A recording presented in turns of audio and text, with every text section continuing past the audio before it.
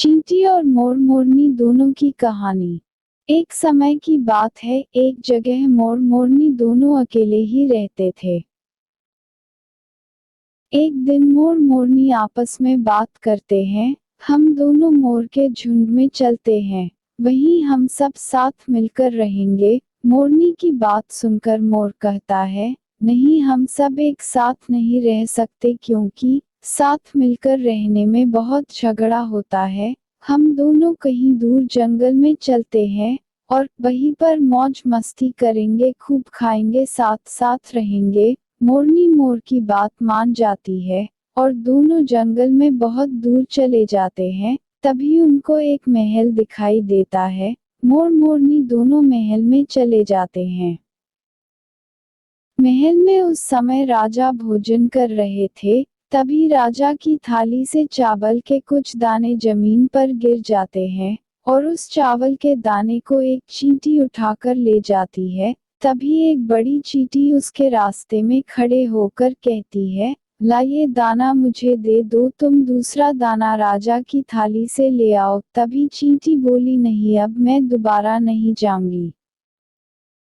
कहीं राजा ने मुझे देख लिया तो मुझे मार देंगे। राजा चींटी की बात सुनकर हंसने लगे। तभी चींटी की नजर राजा पर पड़ती है और चींटी समझ जाती है कि राजा हमारी बात सुन सकते हैं और समझ भी सकता है। राजा को एक संत ने आशीर्वाद दिया था कि आपको पशु पक्षी जितने भी जीव जंतु सभी की भाषा समझने की शक्ति प्रदान होगी यदि आपने किसी को उनकी सुनी हुई बात के बारे में बताया तो आप पत्थर के हो जाएंगे।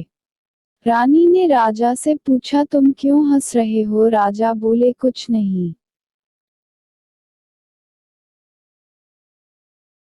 रानी बोली, जरूर कोई बात है, बताई। राजा बोले, कुछ नहीं। रानी बोली, या तो तुम मुझसे प्यार नहीं करते, तुम मुझसे प्यार करते तो जरूर बताते। राजा बोले, रानी, अगर मैंने तुमको बता दिया तो तुम बहुत पछताओगी। तो रानी बोली, जरूर कोई बड़ी बात है, अब तो बता दो, मैं सुनना चाहती हूँ। राजा बोले, ठीक है, लेकिन तुम बर्बाद हो जाओगी। रानी फिर भी नहीं मानी और हंसने का कारण पूछने लगी। तब राजा बोले, फिर कहीं दूर जंगल में चलो जहाँ दूसरा कोई भी न हो, एकांत में। राजा रानी को लेकर दूर जंगल में पहुंच गए। राजा धीरे धीरे सब बातें रानी को बताने लगे और राजा पत्थर का बनता गया।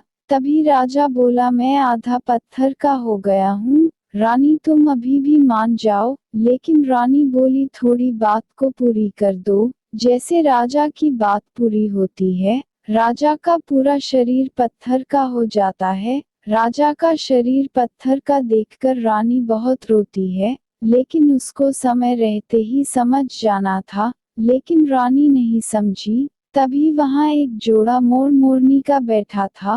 वो रानी को रोता देख पूछने लगे, क्या हुआ, आप क्यों रो रही हो? रानी ने पूरी बात बता दी। रानी भी पत्थर की हो गई।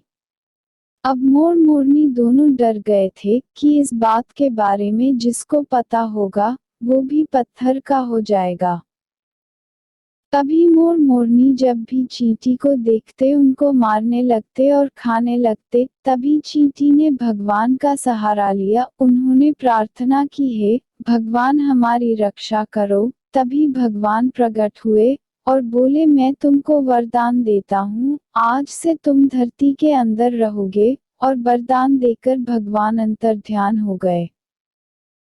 फिर कुछ दिन बाद मोर मोरनी चींटियों को उनके बिल से निकलते देखकर उनको तुरंत मार देते। चींटी डर के मारे भूखे प्यासे भगवान को पुकारा। फिर से भगवान आए और बोले, अब क्या हुआ? उन्होंने अपनी पूरी कहानी सुना दी। तभी भगवान ने उनको 2 वरदान दिए। पहला वरदान, जो तुमको खाएगा उसके पैरों की चमड़ी फट जाएगी।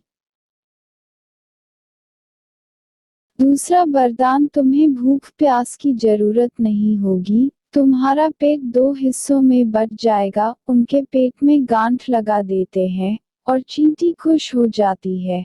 मोर मोरनी को वरदान के बारे में मालूम नहीं था। जैसे ही मोर मोरनी ने चींटियों को मारकर खाया और उनके पैरों की चमड़ी फट गई। तभी से जब मोर मोरनी की नजर अपने पैरों पर जाती है, अपने पैरों को देखकर मोर मोरनी रोने लगते हैं और नाचने लगते हैं और रोते हैं और अपने पैर देखकर दुखी होते हैं, और मोरनी उसके आंसू उठाकर चुग लेती है, जैसे वो अपना फर्ज निभाते हैं। मोर रोता है, मोरनी मोर के आंसू उठाकर पीती है। तभी माता पार्वती और पिता महादेव देख रहे होते हैं और उनके पैर फटने के बारे में पूछते हैं, क्या हुआ। मोर मोरनी पूरी कहानी सुना देते हैं और मोर मोरनी रोते हैं। तभी माँ पार्वती और भगवान शिव मोर मोरनी की ये समस्या दूर कर देते हैं और उनको उस कहानी से मुक्त कर देते हैं और उनको वरदान देते हैं। मोर मोरनी का प्यार समर्पण देख उनको बोलते हैं, जो आंसू तुमने पिए हैं उसी से तुम गर्भवती हो जाओगी। यह बात सुनकर दोनों खूब नाचे, खुश हुए और जिंदगी बदल गई। उसी समय से मोर मोरनी के पंख सुंदर और पैर फटे हुए होते हैं।